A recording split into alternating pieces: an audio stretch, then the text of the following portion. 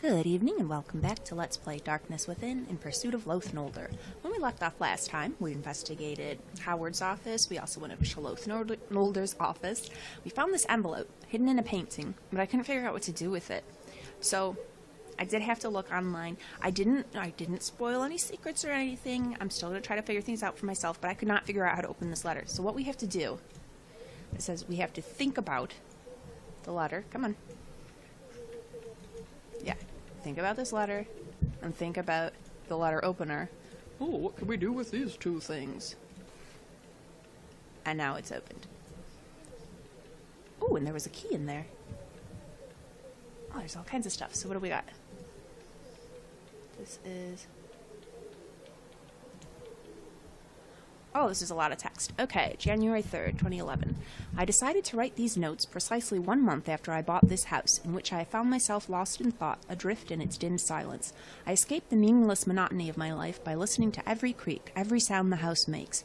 I may not write often, but I think that these notes are important. I found this house only by an astonishing coincidence. I'd gotten lost in the snow-covered narrow streets of this part of the city while I was wandering. I felt in awe, as though I were adrift in some misty past. I awoke from my wonder and strove to find the way back. That is how I came to this house. Its majestic appearance attracted my attention. For some time, I had wanted a place to come to from time to time, to listen to this overlooked world of the past that no one knows and where no one wants to come. I found a barely legible metal plate on the half-ruined garden wall that showed the number of the house. It was covered with rust, probably as old as the house itself. Without hesitation, I recorded this number in my digital organizer, which I bought some time ago because of my increasing forgetfulness. When I inspected it from the outside, it was obvious that no one lived there at the time.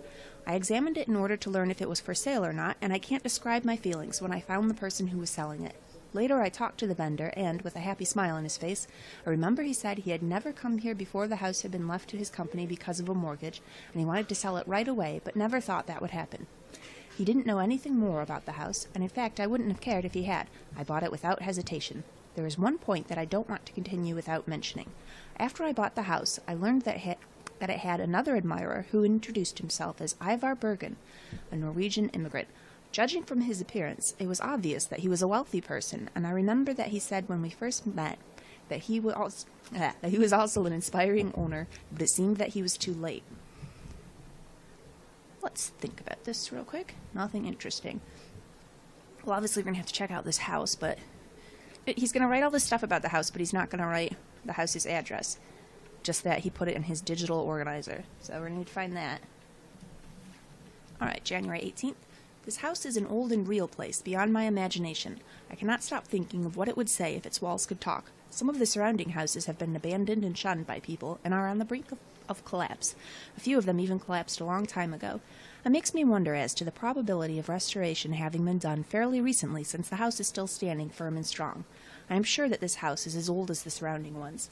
Maybe the main reason for the bad reputation of this quarter is the different rumors that are often spread about some of the abandoned houses.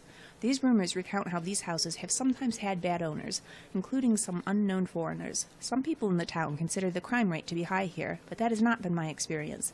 The inhabitants of the neighborhood keep very much to themselves and don't socialize frequently, other than to gossip quietly amongst themselves. February 16th.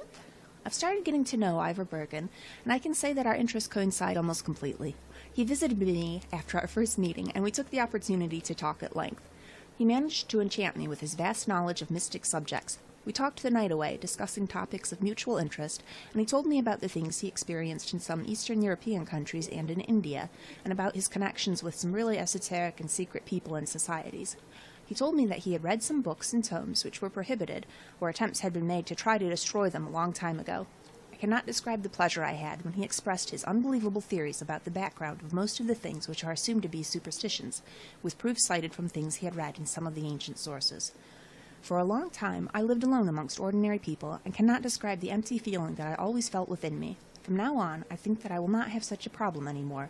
In life, it is really hard to find someone who you can speak with, even within your own family. I told Ivar this from the bottom of my heart, and encouraged him to visit me whenever he likes. On to March 3rd. Before attending to the outdoor areas... Oh, wait. Dang it. Just in case, I better think about this. Nope, nothing. Alright. Before attending to the outdoor areas, I decided to restore the interior of the house. To do this, I was assisted by the original blueprints. While I was checking the antique furniture last night in order to decide what to throw away, I found one carved wooden statue and a strange, well-like dig, whose opening was carefully covered with a single piece of rusty metal plate and some wooden blocks. I had not checked this room before, since its key was not given to me with the others. I might have noticed this beforehand, but I didn't have much time to get the keys, being busy with company agreements, and the man from whom I bought this house was abroad traveling. Incidentally, there is another point that I can't continue without mentioning. That room, which oddly enough contains a well, has no electric wiring. There's a well inside the house? That is very strange. It is really strange that, in contrast, all the other rooms have electricity. So I had to light up the room with some lanterns, which I found amongst the old furniture of the house. I felt a slight cold draft, coming from within the carefully covered well. And occasionally I heard some rattling sounds, but because I didn't have a strong enough flashlight, I couldn't examine the situation down below. I even threw a few small wooden blocks down, but I only heard sounds which made me think that the ground at the bottom is covered with mud. As soon as possible, I'm going to buy a stronger flashlight and try to examine down below. There isn't even the slightest clue regarding the reasons for digging such a well. Maybe it is the entrance to an underground room which was dug for the purpose of taking shelter during an extraordinary situation, such as a war. I wanted to take a look down there, but the ladder at the side seemed too rusty and flimsy. I decided that trying it would be too dangerous, so I tried to find another way, but I couldn't find anything useful at that time. The carved wooden statue is a complete enigma. I have no idea what it depicts. Whenever I hold it, due to reasons that I can't comprehend, I feel that it is very ancient. It was carved smoothly from a species of tree that I don't recognize, and it contains a secret compartment. I think that I unintentionally did something because it opened by itself, or maybe it was already open, I'm not sure. There was nothing in the secret compartment. It was completely empty. Oddly enough, I felt that it had once stored something very precious. In addition, a beautiful yet subtle smell is dispersing from within the secret compartment. I cannot tell what it is, but maybe it's some type of incense. Let's just check real quick. Oh. Alright, on to March 24th. I think I've really started to get used to the house. During the first weeks, although I even hid this from myself, I felt like I wasn't going to get used to being here. I was jumping at every creak and cautiously listening to every sound. I kept waking up because of some excessively dense, strange smells whose source I couldn't identify, and then I wasn't able to get back to sleep again. Yes, this may sound childish, but this house has a genius loci that is really effective. As if all the creaks which are heard within and all these musty smells are alien. Maybe some of the stories that I have heard from some of the local people have influenced my thinking. The importance of these stories, most of them being related to the old owners of the houses, seems too much for the local people. When they talk about these matters, a tone dominates their voices that is a mixture of awe and reverence, and as though they are afraid of being heard, they start to whisper. According to the stories, this quarter is one of the first settlements of the Wellsmith, and for this reason, the houses which are standing now are the reconstructed or at least vastly restored versions of the old original ones. There was a special purpose for trying to keep some of the houses intact, and they are too tight-lipped about this purpose. They mention some connections and deep wells like the one I found in my house, but they refrain from describing the purpose of these. If I investigate further, I hope to learn more about these connections, or deep wells. So maybe we can get from his house into all kinds of other houses. Alright, April 21st. I have completed all the preparations for the restoration and hired a competent and experienced team. They will start working next week to change all the inner wooden planking and wallpaper. I hope that with these changes, I can stop all these musty and other unknown smells. I can't say that Ivar likes this restoration process. He asserted that such changes are going to destroy the original genius loci, and he argued with me on this for a long time. For some reason that I could not understand, I can't stop thinking that he was more angry than he let on. Yes, I know that he is really sensitive about such topics, but I can't change his opinions. I told him that this is going to be a restoration that is based on the original design. I am not going to change my mind about this. As soon as possible, I want to have the restoration process completed. Nothing there. Maybe I should underline something. I'll trust myself to remember the important stuff. Okay, so that's that. Now here we have a letter. Jonathan, you know that I like to stick to the point. Oh, underlining specific words or sentences may give him some clues. This is trickier than I seemed. Anyhow, I'm writing this note to you because I know that shortly something bad is going to happen to me. For about 4 months now, we haven't seen each other, and I didn't reveal my location because I knew that as long as I was looking after the company and keeping things in order, you wouldn't worry about me. I will speak plainly. I know that you don't like me, and the feeling is mutual, but this is not the time for such matters. About 1 year ago, I bought a house in the old northern quarter, and I was living there during the gradually increasing time periods when we didn't speak to each other. True to my nature, mysteries of olden times always attracted me much more than anything else, and you also know that I never wanted to mention my present situation neither to you nor to anyone else. In fact, up until 2 months ago, I never even considered such a thing, and now, despite the inconceivable nature of the situation that I am in, I can hardly suppress my feeling of reluctance. You can call this a sort of childish jealousy, but I don't care. Right now, it is impossible to tell you what has happened. If you wonder, you can acquire a little information from my notes which I have included in this package. There is just one thing I want from you. Do not go there, and sell it any way you can. Do this both for you and for our family's honor. And don't go to the police regarding this affair. Don't go, whatever happens. You can find the address below. We will not meet again. Take care. Clark. Address North End Street, number 43 Northwood. No.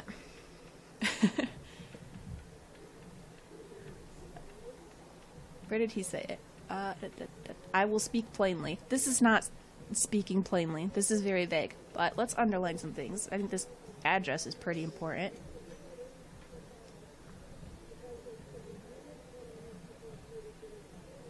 And he says, don't go here. Sell it. Don't go to the police. That might be important. And you can acquire, oops, not that, information from my notes. No?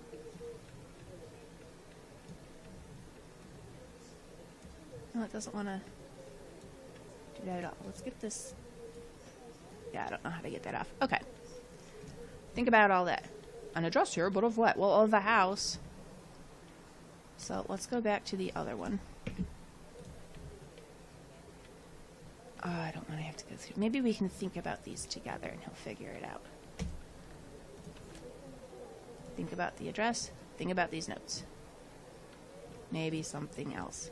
And this key is going to be to that. I better change my point of view. Oh, come on. All right.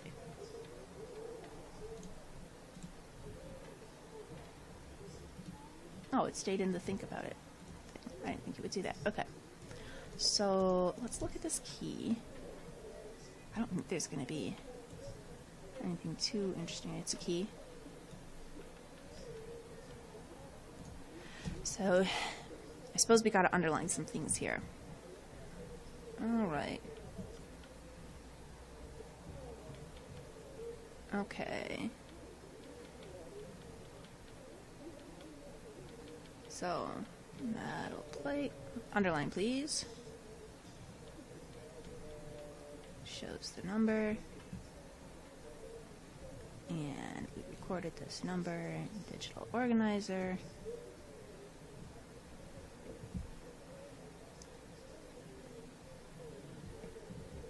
Okay. You want to sell it right away. And we have Ivar Bergen, that's probably important.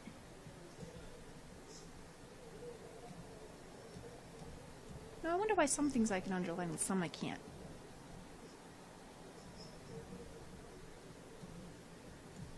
Huh. Okay. Nothing. Really? It seems like interesting stuff to me. Come on. I bought this house.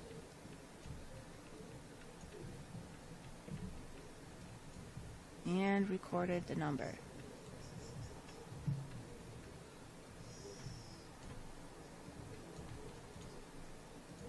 Oh my goodness, this is a little frustrating. We're gonna figure it out. Okay, maybe I don't care about all this. Let's find a bit about the well.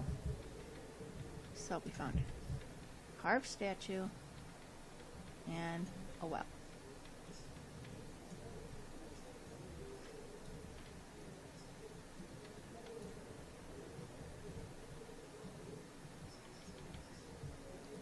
Okay, but we have a key now.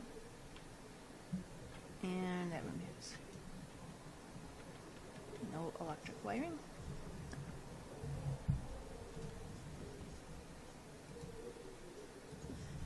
How is none of this interesting? This is important.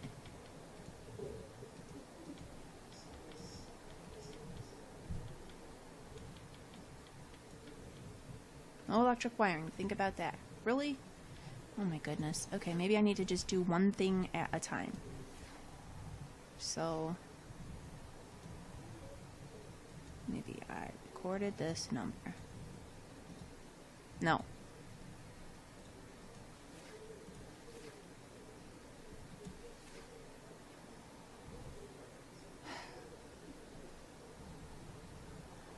Howard, you gotta think this through.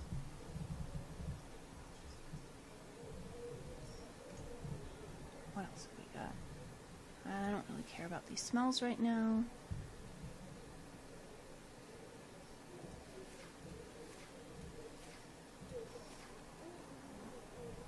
The big thing is, I bought this house. That's what you need to think about.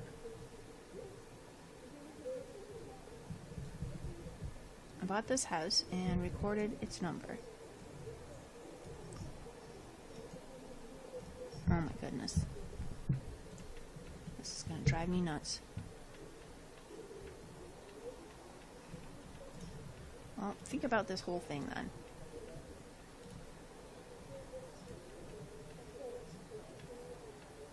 Along with the key. And this. You can't think of anything based off all this stuff? Really? That was the wrong button. Okay.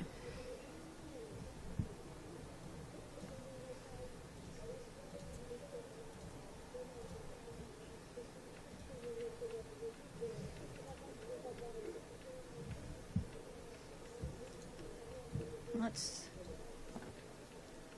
No, and the house isn't going to pop up. I was hoping it just would, but no.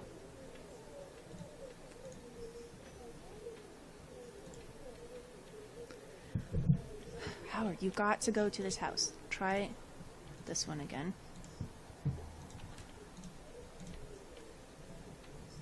You've got an address of a house.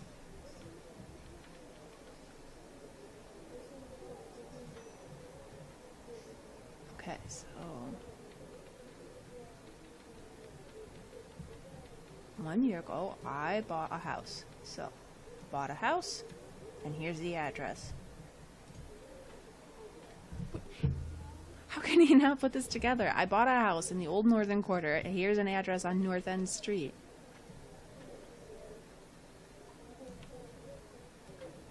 It goes together.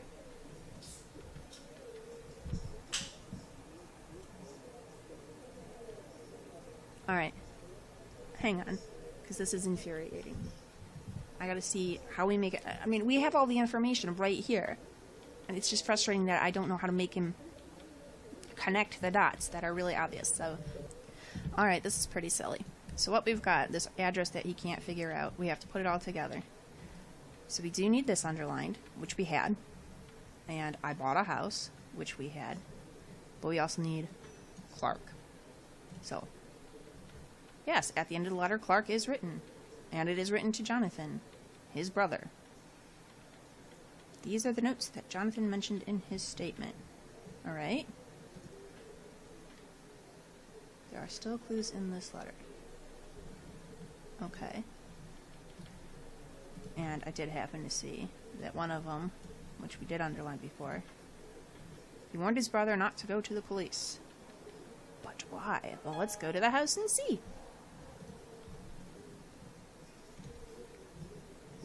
Alright, let's...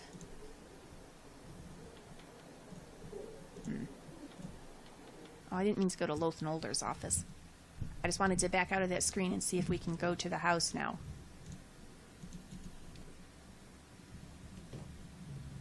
And we can't yet. Really? Oh my gracious.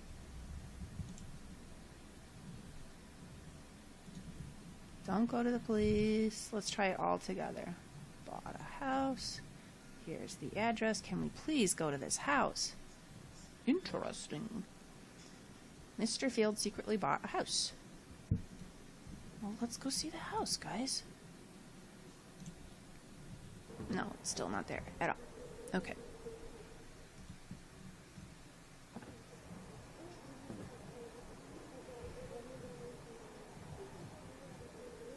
Alright, I guess we can go through this gigantic... Part 1 of 4.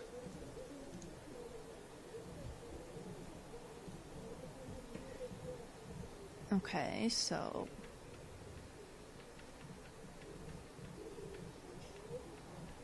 you bought a house. And recorded the number. That was the number of the house. No one lived there? That might be important.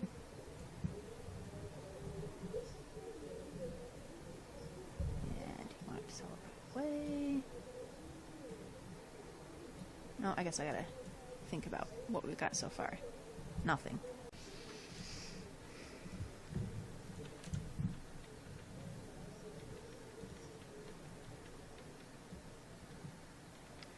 Alright, let's try this again. Here is the address. And the key in the envelope must be his house key. I'd better go there.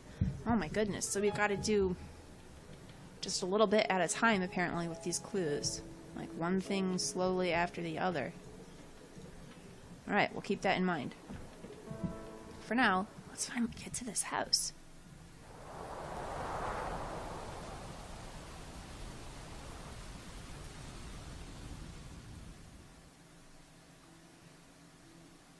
This place welcomes one with a threatening sulk. We reach it by climbing through serpentine, shady, tunnel-like streets where the houses bulge and lean against each other and the hostile natives peer out of windows and doors furtively. Ooh. The interior looks much different than the exterior would suggest. It looks so mysterious.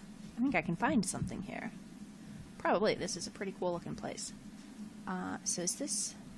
main... Nice moths around the lamp. I think this is the main door. This will be a side room then? So let's look in this room before we head somewhere else. Oh, I can't pick up any of this paperwork? No looking closer at any of this. What is this on the floor? That looks awfully suspicious.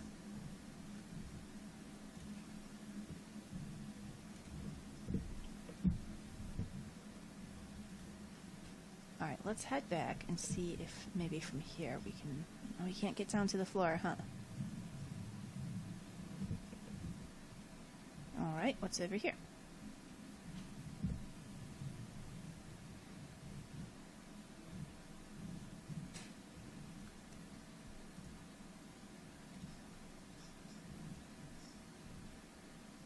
Well, we've got a ton of options. Let's... Oh, is that blood splattered everywhere, or is it just like old mold or something because the house is falling apart? Well, let's jump right into this room. Or not, it's locked. Okay, then we'll go investigate this room. It is much colder here than in the other parts of the house. Also, there are a lot of moths in the house. Strange. Yeah, that is kind of weird. Oh, it looks like we're heading down to the basement.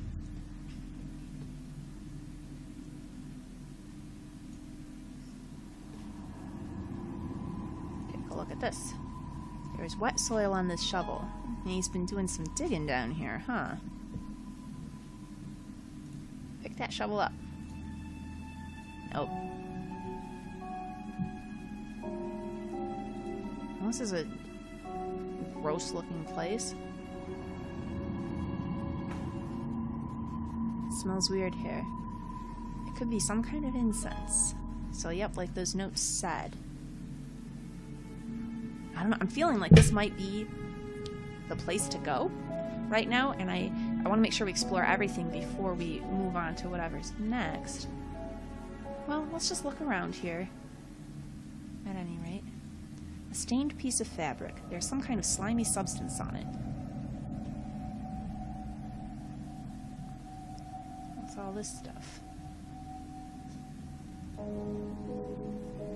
Alright, step forward. Take a look at this desk. Messy. Alright, but can I pick any of it up? Or is it just a messy desk? Okay, it seems that our only observance is that it is messy.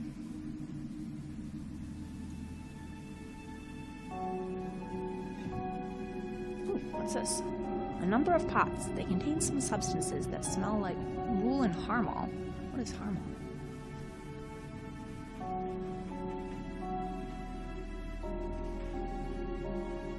Oh, fire extinguisher. Gotta be safe. What is this? An electrical panel. Can we do anything with it? Not yet.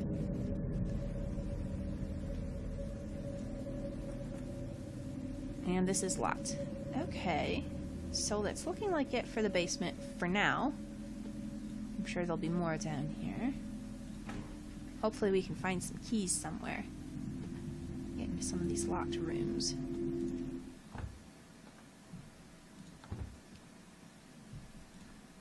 Well then, I think next I'm going to explore over here. We'll get all of the first floor done before we head upstairs. But I'm going to do that next time. So I'm going to go ahead and wind the episode down here. Like and subscribe if you've enjoyed this. Come back next time. We'll explore the rest of this house. Hopefully now that I've got a better understanding of how this clue and underlining stuff works, I won't have to resort to looking up anything else, and then I can figure out the rest on my own. We'll see.